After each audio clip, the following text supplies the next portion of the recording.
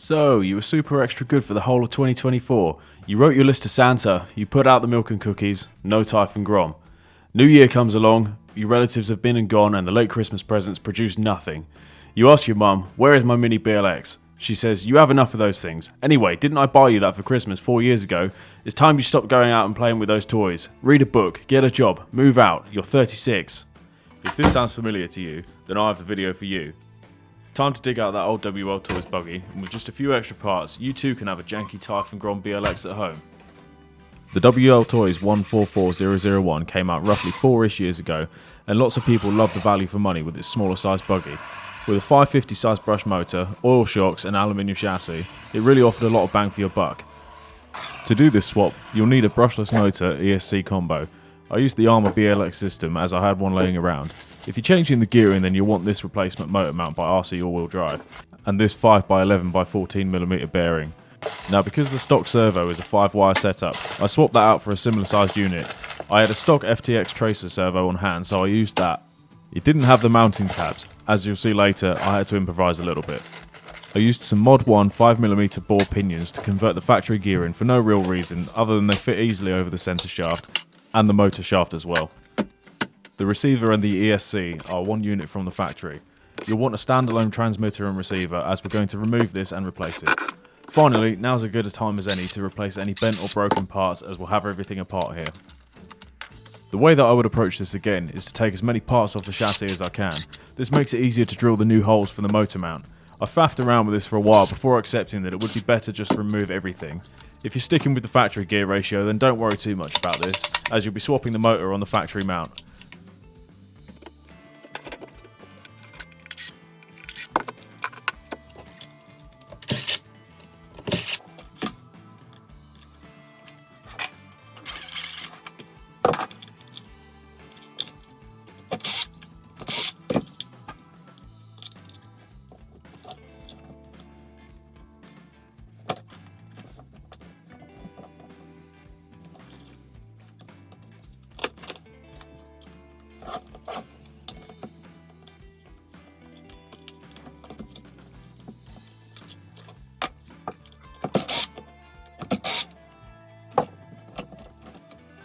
Something to note, if you are sticking with the factory gears, you will need a motor with a 3.17mm shaft, or 1/8 inch in freedom units. Also worth noting, the grub screw on the factory pinion will need heating with a soldering iron to get it to undo.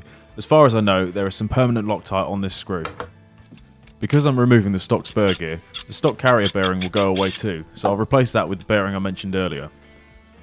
The centre drive shaft in these models is conveniently 5mm, which happens to be the same diameter as the motor shaft on the BLX brushless motors, which, perhaps more conveniently, is the internal diameter of a lot of easily available Mod 1 pinion gears.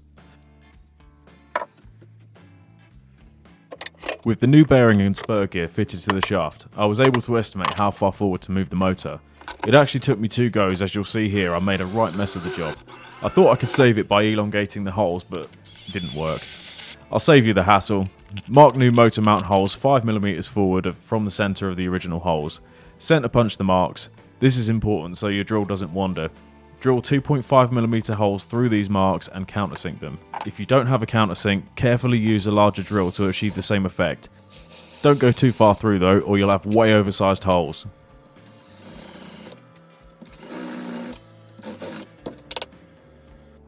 Now the motor can be screwed to the chassis on its new mount.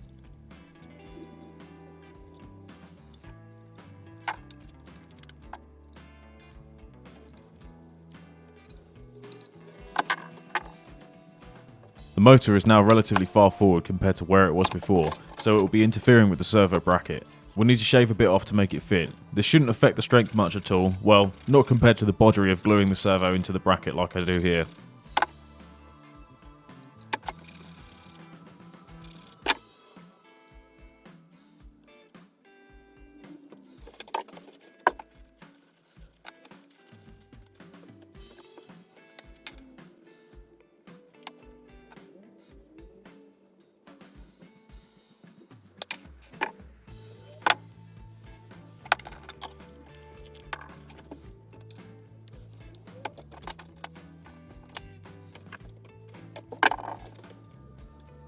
With the modifications mostly complete, it's time to shove everything back together. If you're following along, take care to put all the screws back in the right places.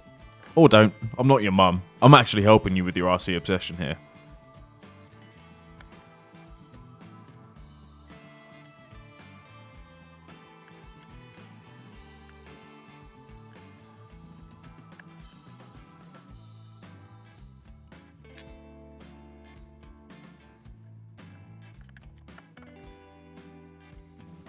Another result of moving the motor mount forward is the battery tray, if you can call it that. It needs trimming a little bit to fit. A pair of side cutters work perfectly here.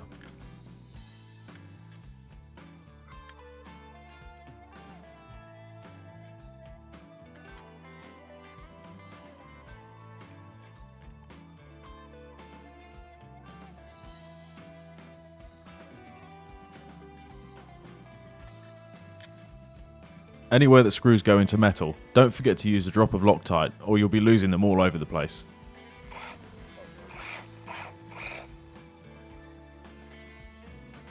The chassis brace wants a little trim to fit as well. I used the Angry Wasp tool to do this, but if you don't have one, you could use hand saws, files, teeth, etc.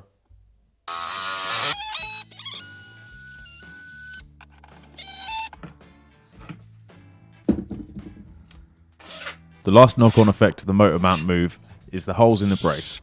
I found that just removing a bit of material in the shoulders of the brace gave me a good enough contact area for the flange screws to tighten up and do their job.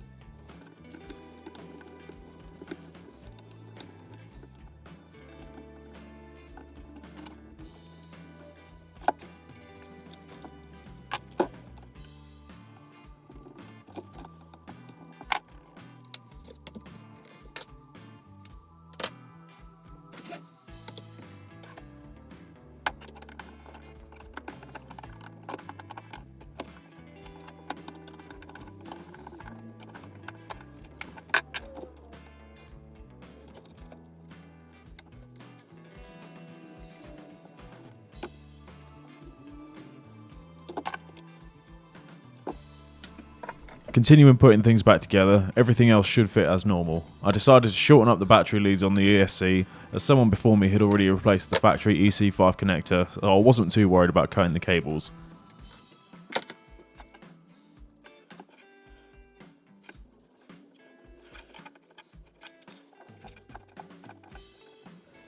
This is certainly not a soldering lesson, but if you are doing this yourself, be sure to use a blowtorch for the heat shrink so you get a nice singe on the plastic.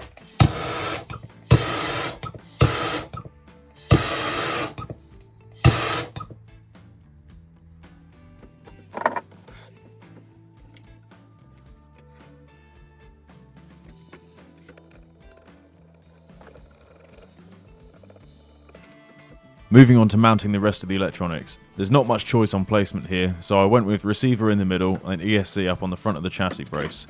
A helpful tip when mounting your receivers: if you're cheap like me and you don't have enough receivers for all your models, use self-adhesive Velcro to mount them so you can quickly swap between RCs.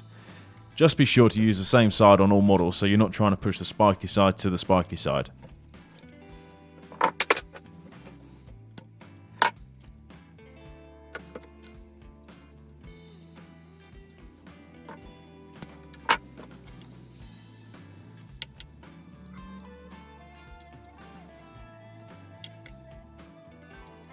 At the time, I couldn't figure out where to mount the switch, so I just left it dangling for now. I did come back later and fix it to the side of the receiver. This worked out alright.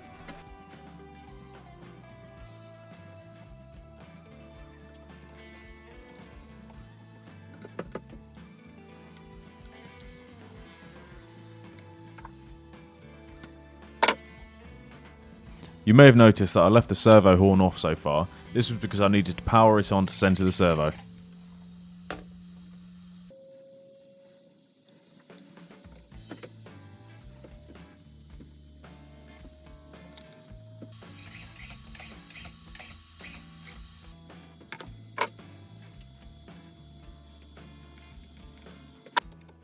The rear drive shafts were all bent up, so I'm just taking apart the rear end enough to swap them over for some cheap CVD replacements.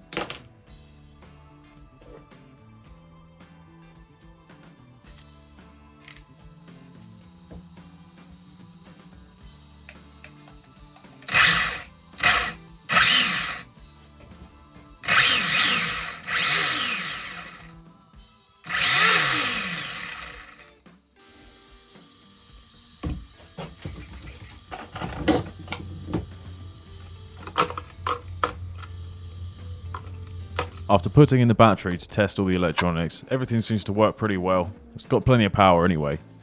The only thing left is to trim the body to fit over the ESC. First though, I need to reposition the wires to be more in the centre of the model.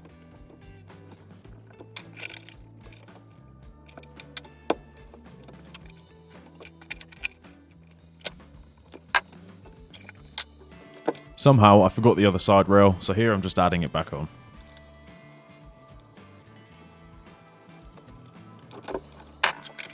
I took my best guess at where to cut out, used Arrma to poke a hole through, and then I used the Lexan scissors to cut a hole in the body. This almost worked first time, and just required a little bit extra trimming to fit. This turned out better than I expected. I originally expected to have to remove a lot of the shell, or purchase a different, slightly roomier one. Instead, I managed to retain the buggy look, which was the whole idea of this project.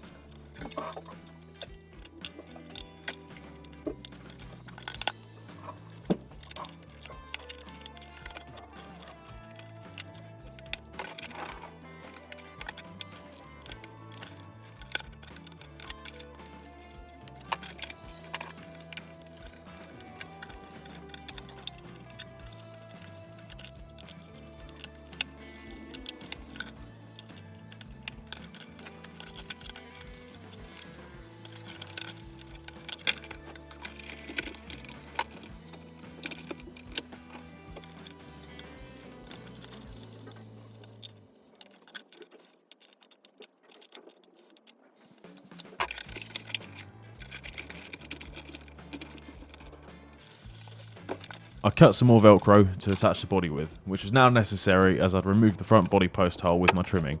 I'd come back later to trim the Velcro a little bit more to neaten it up and stop it pulling off. Don't forget to clean your surfaces really well or the Velcro will come off in no time flat.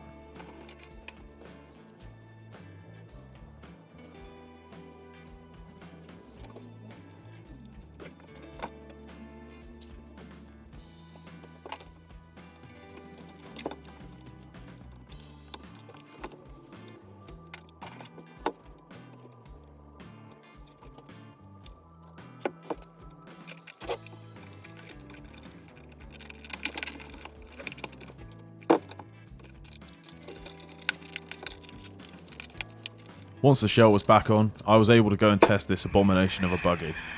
I managed a couple of runs up and down this dirt path, thinking it would be an easy break-in to testing the functionality of the buggy. I quickly found I was wrong though, and I lost all drive to the rear wheels, and I thought it was almost certain I'd be back on the internet looking for more parts for the Chinese chariot. Getting it back on the bench showed me I had nothing to worry about. Earlier I'd decided to replace just one M3 nylock wheel nut on the rear, which apparently didn't want to do its job. It loosened just enough for the wheel hex pin to fall out but not let go of the wheel.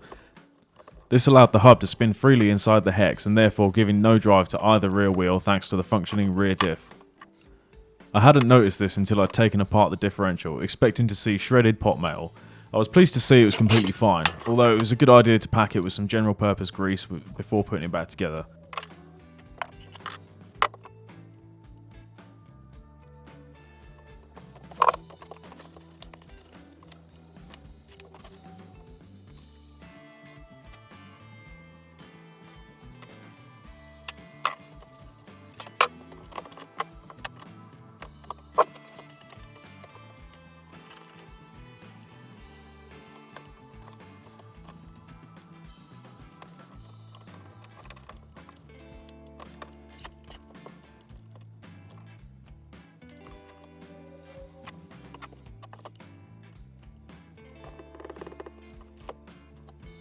Once this was done, it was just a case of finding a new hex pin from my box of spares and reinstalling the wheel nut, this time with a dab of blue Loctite. I took the opportunity to Loctite the rest of the wheel nuts too.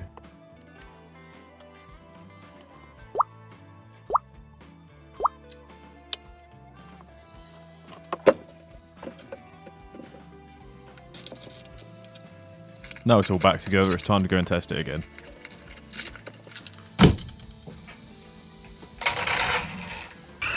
The buggy performed more or less as I'd have expected it to on the pump track.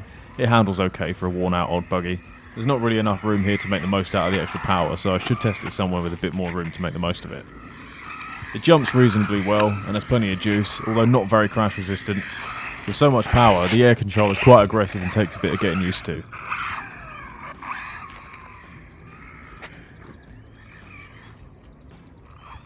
Unfortunately, just as I was getting used to the handling of it, I managed to land it badly and broke one of the motor mounting screws. I'm going to try and repair it once more so we can see where this buggy fits in best. Repairing the car again wasn't much of an issue, ensuring to use enough Loctite it went back together.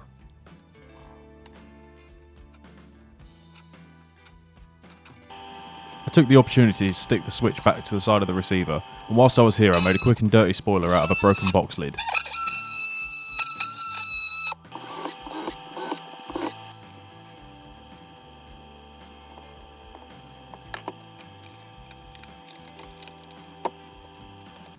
This time I found somewhere a bit more open with a variety of terrain to test out this waste of good parts. In the wet, I found the short wheelbase combined with the rear bias weight distribution to be a bad combo. Now because this buggy is old and worn out, the rear suspension pins kept popping out every time the wheel hit more than a pebble. This was easy enough to pop back in and get going again. As far as jumping goes, it loves to backflip, which makes sense as there's no shortage of wheel speed now. Just trying to get it to land on its wheels is the problem.